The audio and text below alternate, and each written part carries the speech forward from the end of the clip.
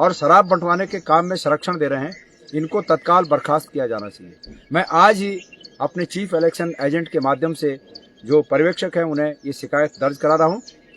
प्रधानमंत्री नरेंद्र मोदी की रैली को अभी 24 घंटे भी नहीं बीते कि उत्तराखंड की सियासत में नया भूचाल आ गया। सियासी तौर पर आरोपों की बौछार होने लगी है। निशाने पर पौड़ी लोकसभा सीट से भारतीय जनता पार्टी के उम्मीदवार अनिल बलूनी हैं। शिकायतों का सिलसिला लंबा है, शिकायतें बहुत संजीदा हैं और इन शिकायतों पर अब सियासत होना तय है। लेकिन गणेश गोदियाल ने जो सवाल उठाए हैं वो चुनावी दौर में काफी मायने रखते हैं और भारतीय जनता पार्टी की साख को लेकर भी एक तमाम तरीके के सवाल खड़े करते हैं। भारतीय जनता पार्टी के प्रत्याशी आखिर चुनाव जीतने के लिए उन्हीं तौर तरीकों पर आ गए जिन तौर तरीकों के लिए वो कुख्यात हैं। कल सुबह सुबह मुझे किसी गुप्त सूचना के आधार पर ये पता चला कि सतपुली में जो शराब का बॉटलिंग प्लांट है वहाँ परसों रात को कई ट्रकों से कई हजार शराब की पेटियां आई हैं।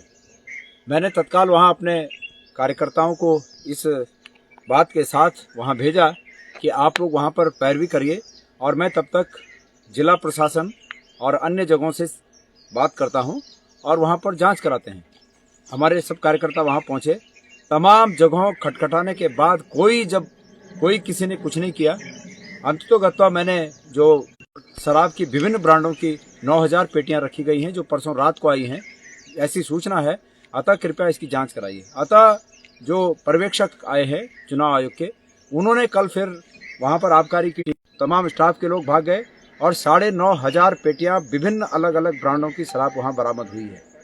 गोदियाल ने जो आरोप लगाए हैं वो बेहद गंभीर हैं। अब उम्मीद ये की जानी चाहिए कि बीजेपी के उम्मीदवार या भारतीय जनता पार्टी इन पर सफाई भी देगी, जवाब भी देगी। लेकिन सियासत सिर्फ यही नहीं रुक रही, सियासत सिस्टम तक पहुंच रही है। वो सिस्टम जिस सिस्टम पर सब कुछ निर्भर करता है, लेकिन अगर वही सिस्टम सवालों के घेरे में हो तो फिर राजनीति और लोकतंत्र कैसे चलेगा, ये बड़ा सवाल बन जाता है।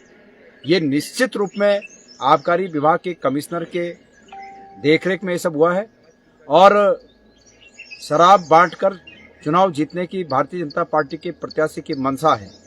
इसलिए मेरा ये स्पष्ट आरोप है कि ऐसे कमिश्नर को जो राजनीतिक कार्यों में हिस्सा ले रहे हैं और शराब बंटवाने के काम में संरक्षण दे रहे हैं, इनको तत्काल बर्खास्त किया जाना चाहिए। मैं आज ही अपने चीफ इलेक्शन एजेंट के माध्यम से जो पर्यवेक्षक हैं उन्हें ये शिकायत दर्ज करा रहा हूँ कि तत्काल उनका काम दिया जाए और ये 9500 पेटियों के शराब पहुंचाने में सरकार शामिल है, आबकारी विभाग शामिल है और बिना आबकारी विभाग के इतनी बड़ी मात्रा में शराब कहीं नहीं पहुंचाई जा सकती। जिस बॉटलिंग प्लांट की मैं बात कर रहा हूं वो उसका अभी लाइसेंस रिन्यू नहीं है। कल रात को जब वहां खोला गया तो स्टॉक रजिस्टर नहीं दिखाया गया कि स्टॉक रजिस्टर कहाँ है। स्टाफ पूरा भाग चुका है। ये सब मिली भगत है और इसलिए मैं ये मांग करता हूं कि आबकारी कमिश्नर को और उनके जो भी जवाबदेह लोग हैं तत्काल उन्हें सस्पेंड किया जाए।